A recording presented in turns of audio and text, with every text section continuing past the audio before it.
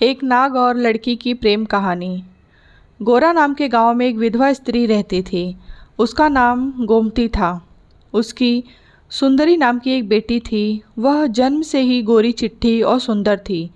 जब वह बड़ी हुई तो उसकी शादी के लिए दूर दूर से जाने माने रईसों के रिश्ते आने लगे।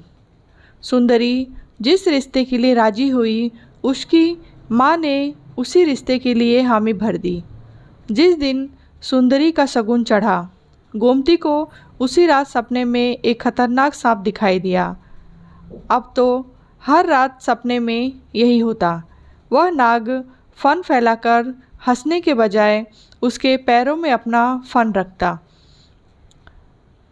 फिर उसे उसका वचन याद आकर आता। गोमती पसीना पसीना होकर डरी डरी सी उठ बैठती। माँ की यह हाल देख कर सुंदरी माँ से उसका हाल पूछती तो गोमती बहाना बना दिया करती। लेकिन सुंदरी के ब्याह के दिन जैसे जैसे नज़दीक आने लगे, गोमती उस नाग के डर से पीली पड़ने लगी। आखिरकार शादी का वह दिन आ ही गया। उसके एक रात पहले गोमती को उस सांप का सपना फिर आया। सपने में सांप चेतावनी दे रहा था कि यदि सुंदरी का ब्याह किसी और से हुआ तो मैं सुंदरी को शादी से पहले ही डस लूँगा। अब तो गोमती और भी डर गई। उसे एक पुरानी बात याद आ गई। असल में सुंदरी जब गर्भ में थी तो गोमती को इमली खाने का लत लगा हुआ था। आए दिन वह नदी के किनारे लगे हुए इमली के पेड़ से इमली को तोड़कर ले आया करती थी। एक दिन जब गोमती इमली तोड़ने गई तो एक सांप उसके पैरों में कुंडली बनाकर लिपट गया। वह भयभीत होकर वहीं ज़मीन पर गिर पड़ी। शाम का समय था। दूर दूर तक उसे बचाने वाला कोई नहीं था। वह सांप मनुष्य के स्वर में बोलने लगा, माँ डर मत, मैं तुझे डसूंगा नहीं। तू बस मुझे यही वचन दे कि तेरी जो कन्या होगी तू मेरा ब्याह उससे कराएगी। गोमती बेचारी मरती क्या ना करती। वह अपनी जान बचाने के लिए उस सांप की शर्त को मान लिया और उससे अपनी होने वाली बेटी का ब्याह करने का वचन दे दिया। 3 महीने बीतने के बाद जब गोमती ने सुंदरी को जन्म दिया तो वह सांप फिर गोमती के पास आया और उसे उसका वचन याद दिलाया। दिन बीतते गए और सुंदरी 15 साल की हो गई। वह बहुत ही निडर थी, जैसे उसके पिता रघुनाथ एक निडर सैनिक थे। सुंदरी अपने पिता के साथ नदी में तैरा करती थी। इस दौरान वह सांप भी सुंदरी के पास साथ पानी में तैरता रहता था, परंतु उसने कभी भी सुंदरी को काटने का प्रयास नहीं किया। उस सांप से सुंदरी को भी डर नहीं लगता था। लेकिन पिछले साल सुंदरी के पिता गुजर गए। पिछले साल मूसलाधार बरसात की वजह से नदी में भीषण बाढ़ आई। उस बाढ़ में रघुनाथ ने कई लोगों की जान बचाई, किंतु खुद प्रचंड नदी के प्रभाव में समा गए।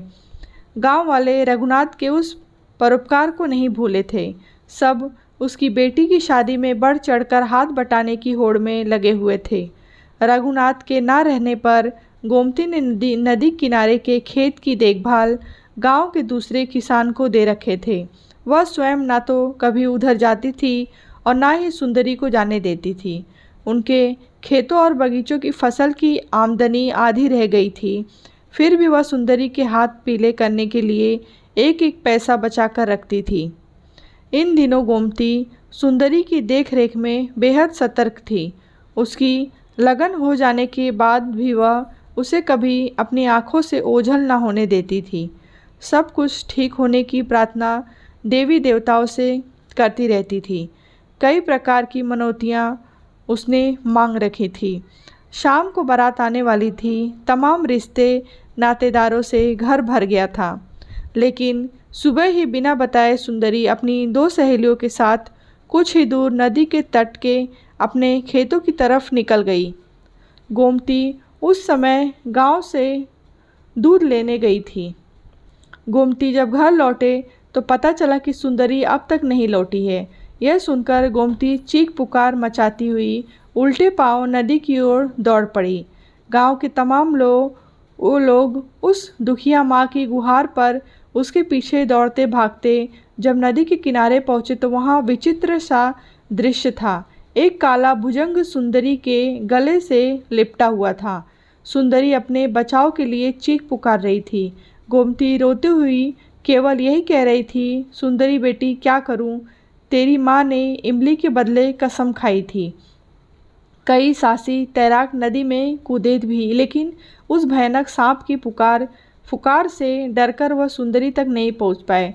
नदी के इस पार भीषण कोहराम मचा हुआ था। सांप सुंदरी को मझधार के गहरे पानी में खींचते ले जा रहा था। देखते ही देखते सुंदरी उस नदी के गहरे पानी में डूब गई। लेकिन अचानक एक सुंदर सा लड़का सुंदरी को पानी से खींचकर बाहर ले आया। नज़दीक आने पर लोगों ने ध्यान से देखा कि सुंदरी के गले में लिपटा हुआ वह सांप कहीं अदृश्य हो गया था। घाट लोगों ने गोमती को उठाया, जो कि बेहोश होकर जमीन में गिर गई थी।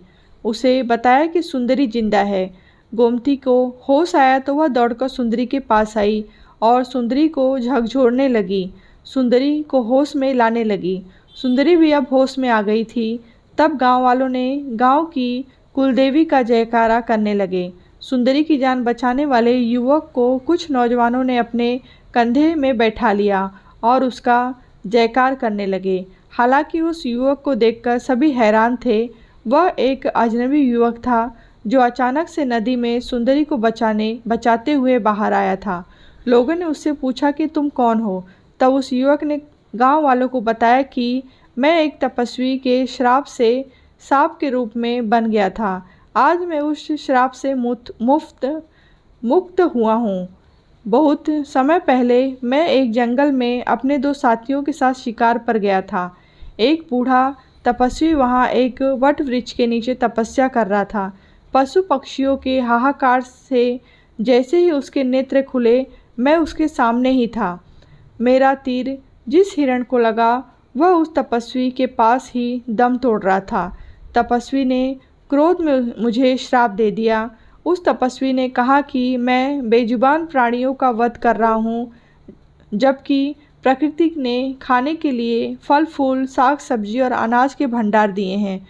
उस तपस्वी ने मुझे मानव का सबसे बड़ा कलंक कहा था। मैं उस तपस्वी के पैरों में गिर गया और क्षमा याचना करने लगा। तब उन्होंने श्राप से मुक्त होने के लिए मुझे उपाय बताया कि मेरी पूर्व पत्नी जब एक युवती के रूप में मेरे पास आएगी और मैं उसे जैसे ही स्पर्श करूँगा मैं श्राप मुक्त हो जाऊँगा। यह सुंदरी नाम की युवती और कोई नहीं, मेरे पूर्व जन्म की पत्नी है और इसे स्पर्श कर से ही मैं श्राप मुक्त हुआ हूँ। यह सुनकर गांव वालों ने उन दोनों की शादी करा दी और वह दोनों उसी गांव में रहकर हंसी खुशी के साथ अपना जीवन सुख से व्यतीत करने लगे। कहानी आपको अच्छी लगी हो तो लाइक करें, शेयर करें।